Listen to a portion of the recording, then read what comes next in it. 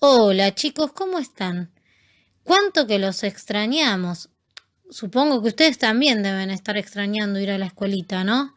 Bueno, pero por ahora tenemos que comunicarnos de esta manera. Vamos a seguir estudiando en el día de hoy la vida del apóstol Pablo. Pero antes, como lo hacíamos todos los domingos en la clase de la escuelita, vamos a pedirle al Señor la guía para que nos ayude a entender lo que Él nos quiere enseñar en el día de hoy. Padre nuestro que estás en los cielos, gracias por este día. Gracias, Señor, por tu obra hecha en la cruz, Señor, porque moriste en la cruz por nosotros, que tú nos limpies nuestros corazones y que nos ayudes a estar atentos a lo que tú nos quieres enseñar en el día de hoy. En el nombre del Señor Jesús. Amén. Bueno, vamos a seguir estudiando la vida del apóstol Pablo, este apóstol que amaba y servía tanto a Dios. Recordemos que este segundo viaje Pablo decidió llevarlo a Timoteo, que como nos contó la señorita Priscila el domingo pasado, era un joven que amaba a Dios, le servía y tenía buen testimonio. Es decir, que la gente veía cómo obedecía a Dios y lo agradaba con su vida. Así que juntos, Pablo y Timoteo siguieron este viaje para predicarle a la gente que debían creer en el Señor Jesús y así tendrían la vida eterna. Vamos a leer en Hechos 16, desde el versículo 4. Dice, y como pasaban por las ciudades, les daban que guardasen los decretos que habían sido determinados por los apóstoles y los ancianos que estaban en Jerusalén. Así que las iglesias eran confirmadas en fe y eran aumentadas en número cada día. Acá dice que ellos iban llevando el consejo de la palabra de Dios por las ciudades y predicaban para que la gente que no creía en Dios se arrepintiera de sus pecados. Pero dice también que las iglesias eran confirmadas en fe. Esto quiere decir que las personas que habían creído en el Señor Jesucristo antes, como su Salvador, también seguían recibiendo la palabra de Dios y creciendo en los caminos de Dios. ¿Y qué querrá decir esto de crecer en los caminos de Dios? Bueno, cuando nacemos somos bebés, ¿no es cierto? Y nos alimentamos con leche, porque otro alimento no podemos digerir. Y tampoco gastamos tanta energía. Los bebés duermen mucho y comen. Necesitan descansar para poder crecer.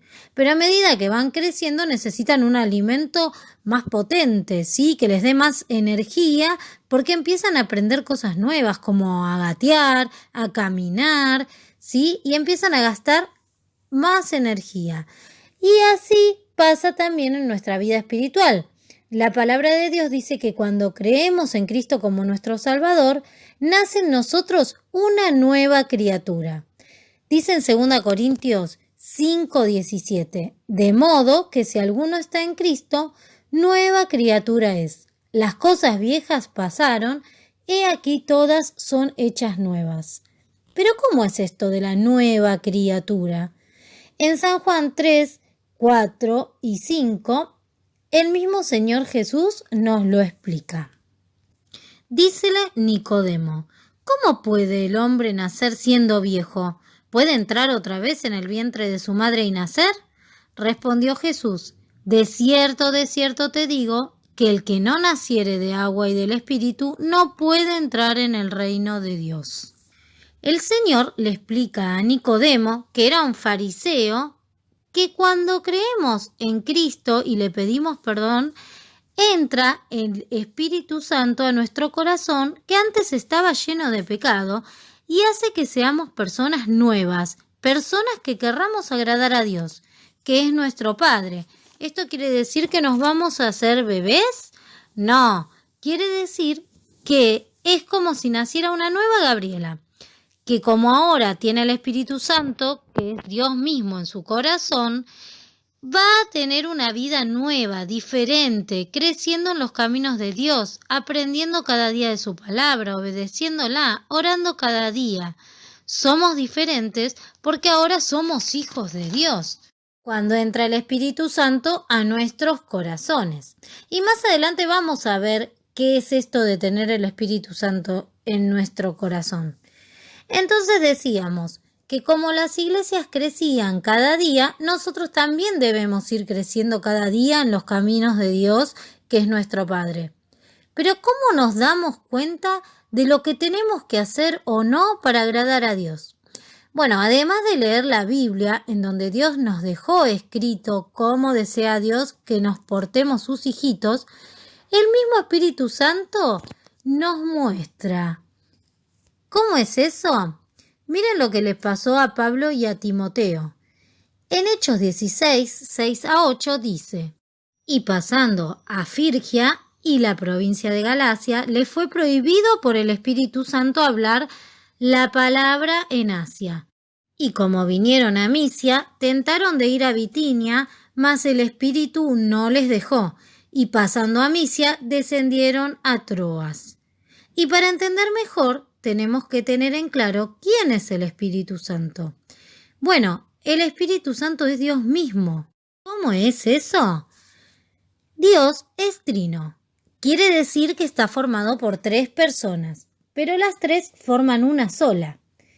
Dios Padre, que está en el cielo, Dios Hijo, el Señor Jesús, que vino a morir en la cruz por nosotros, resucitó y ahora está en el cielo con el Padre, y Dios el Espíritu Santo, que viene a vivir al corazón de todos los que creímos en Cristo como nuestro Salvador. ¿Y qué hace el Espíritu Santo en nuestros corazones? ¿Qué hizo en este caso con Pablo y con Timoteo? Bueno, dice que les prohibió ir a Asia a hablar la palabra de Dios y también después les prohibió ir a Bitinia. El Espíritu Santo les mostró dónde no debían ir y a dónde sí debían ir a predicar el Evangelio. Eso es lo que hace en nuestras vidas, nos guía, nos muestra qué camino debemos tomar, a dónde sí debemos ir y a dónde no conviene que vayamos porque a Dios no le va a agradar, qué cosas sí debemos hacer y qué cosas no porque a Dios no le van a agradar. Vamos a ver en la palabra de Dios algunos versículos que nos cuentan algunas de las cosas que hace el Espíritu Santo en los hijos de Dios. En San Juan, capítulo 14, por ejemplo, encontramos en el versículo 26, en los versículos 26 y 27, estas palabras. Dice: mas el Consolador, el Espíritu Santo, al cual el Padre enviará en mi nombre, Él os enseñará todas las cosas y os recordará todas las cosas que os he dicho. La paz os dejo, mi paz os doy, no como el mundo la da, yo os la doy, no se turbe vuestro corazón, ni tenga miedo.